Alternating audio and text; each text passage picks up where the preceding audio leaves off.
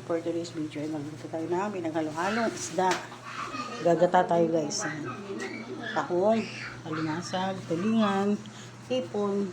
Ayan yung mga ingredients. Bago po gagatahin yung ating mga pinaghalo-halong ulam. So, bibisa ko muna sa bawang sibuyas at luya. Unahin natin yung luya.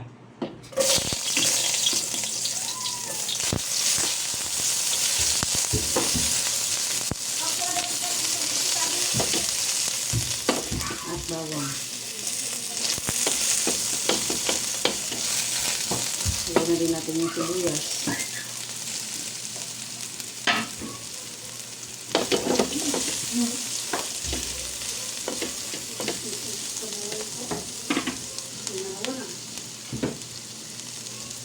Ano pa daw mangyayari ako?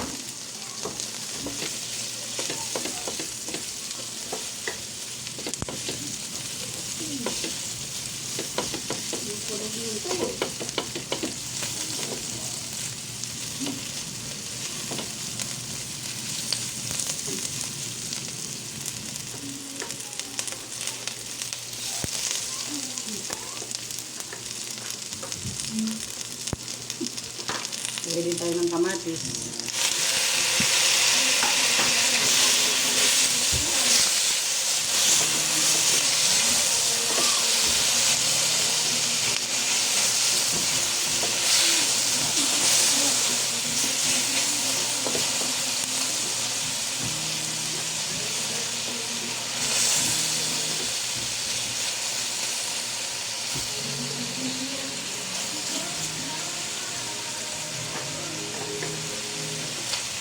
Kaya muna natin maluto yung kamatis.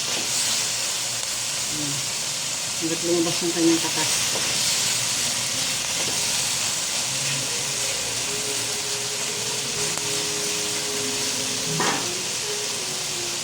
So, luto na yung ating kamatis. Pwede na natin ilagay yung ating isda. Pwede na yan.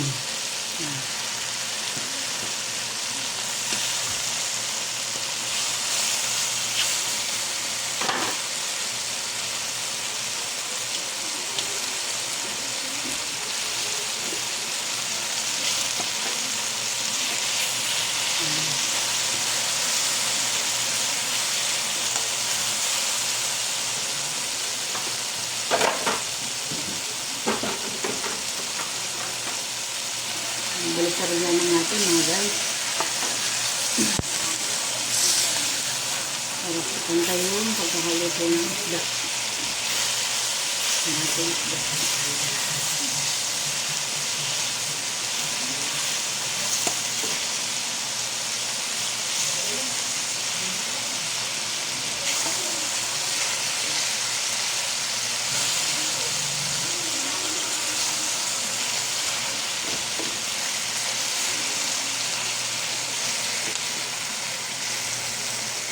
Lagyan na rin natin yung ating alimasag. Lagyan din tayo ng 2 pirasong alimasag.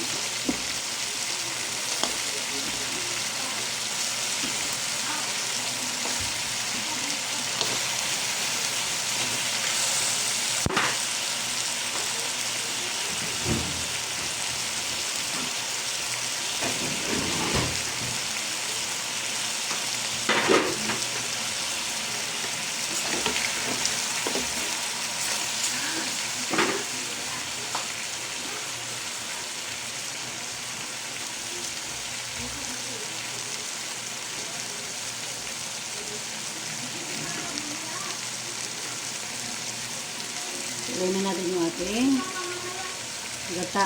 Yung pangalawang gata guys.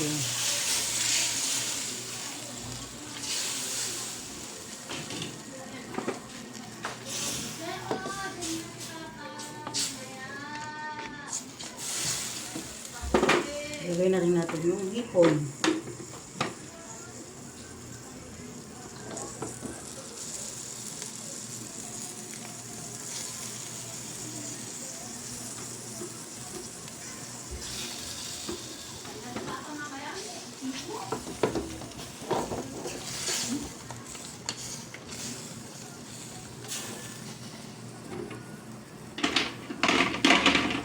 Lagay tayo ng ilang pirasong tahong. asin.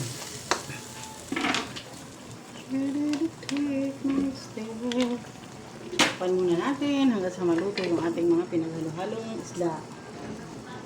Ayan po, dahil kumukulo na yung ating nilulutong isda. So, maglagay na tayo ng mga panimpla. Maglagay tayo ng asin. 2 teaspoon na asin. Ayan.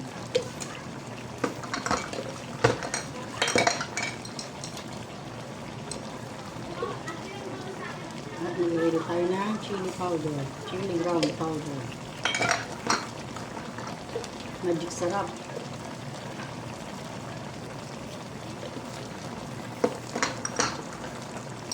At maglagay tayo ng black pepper or pamintang durog.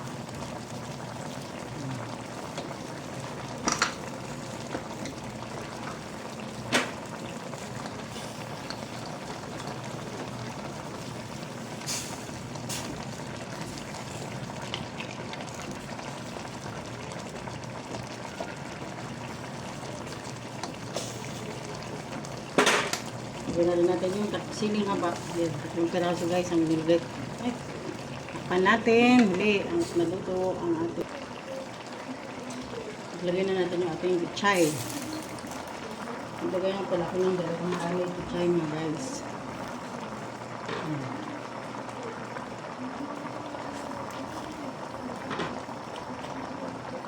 Takpan uli natin para maluto yung ating gulay. Hinaan lang natin yung apoy. Para hindi masunog yung ating nilulutong ulam. Ayan, tignan na po natin yung ating nilulutong ulam. Ayan, may natitira pa siyang konting sabaw. So, nilagay natin. Sorry. Nilagay natin pangalawang gata kanina. So, may alam po, ilalagay na natin yung ating unang piga. Yung ating gata. Ito po yung piga. Purong gata lang. Ayan, takpan natin ulit hanggang sa naubos yung sabaw. Hinaan lang natin yung apoy para masunog yung ating niluluto. Ayan mga kapitchay, tignan na ulit natin yung ating niluluto ulam. Ayan, kaunti na lamang po yung natirang sabaw. Nilagay natin gata kanina. So pwede na natin ilagay yung ating pure kakang gata. So ayan, ilagay natin. Lagay na po natin.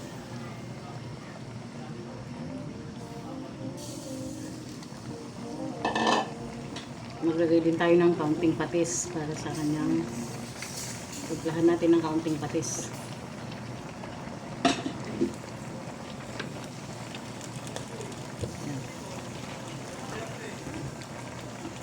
Kailangan natin siyang kumulo.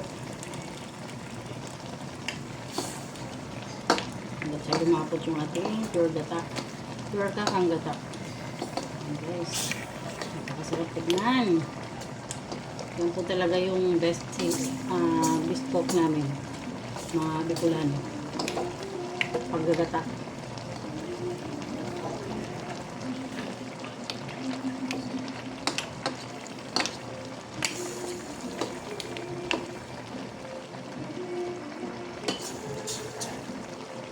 Yan po, dahil kumulo na yung ating pure kakang gata, pwede na natin takman mga kapitchay.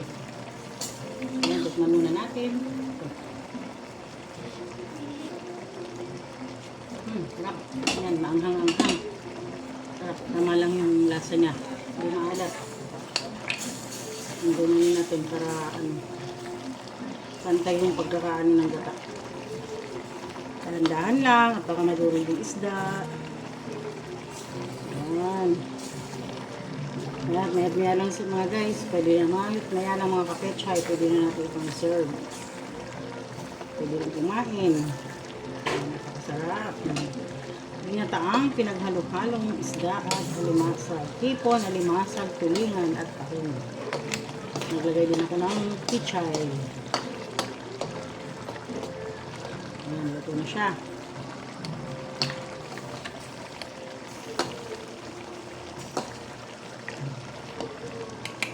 Lagyan natin dito ng gata. Yun. Grams. nagkagay tayo ng sili. Ayan mga kapitchay, ito na yung ating ulam. At kaya kakain na kami. Salamat sa panonood. God bless.